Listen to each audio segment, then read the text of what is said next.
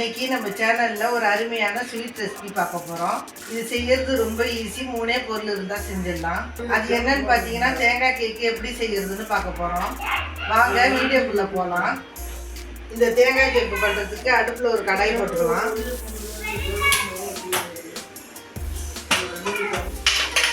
ரெண்டு ஸ்பூன் நெய் ஊற்றிக்கணும்.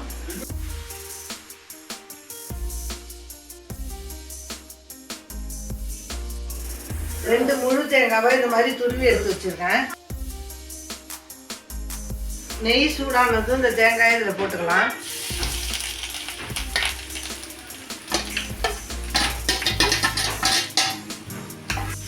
இதை நல்லா சுருள வதக்கிக்குங்க.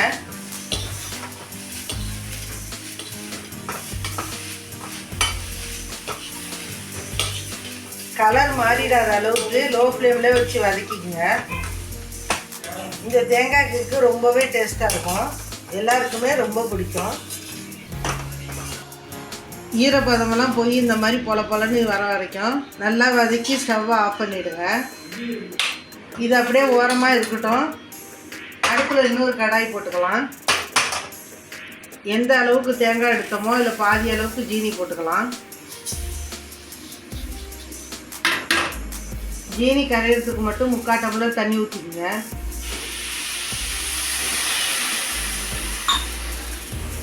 ஜீனி நல்லா கரைஞ்சி ஒரு கம்பி பதம் வர வரைக்கும் ஹீட் பண்ணிக்கணும்.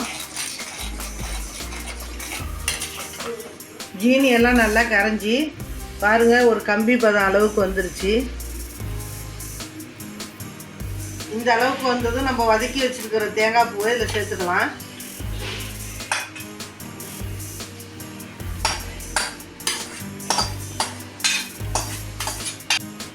கூடவே 1/2 ஸ்பூன் ஏலக்காய் பவுடர் சேர்த்துக்கணும். இது எல்லாத்தையும் நல்லா கிண்டிக்கலாம்.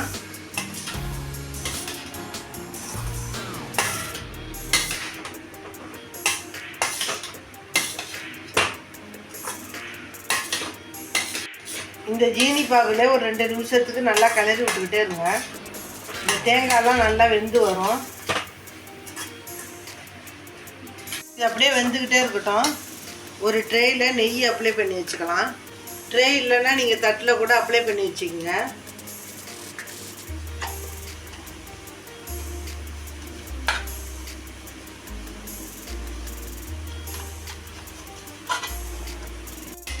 இப்போ அடுப்பை ஆஃப் பண்ணிவிட்டு ட்ரேயில் கொட்டி செட் பண்ணிடலாம்.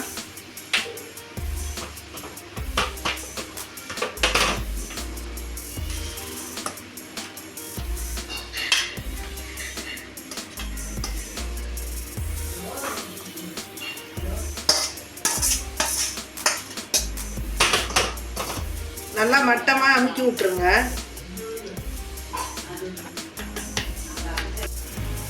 இது ஃபேன் காற்றுலேயே நல்லா ஆறட்டும்.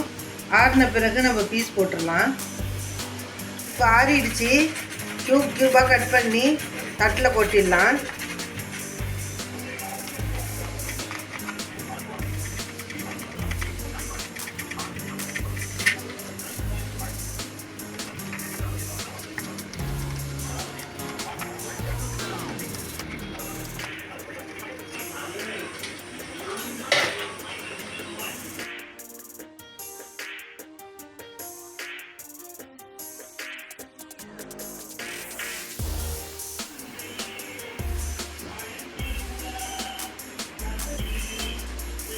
ரொம்ப சூப்பராக இருக்குது. இது மாதிரி நீங்களும் ட்ரை பண்ணி பாருங்கள். இந்த சேனலுக்கு சப்ஸ்கிரைப் பண்ணாதவங்க மறக்காமல் சப்ஸ்கிரைப் பண்ணுங்கள்.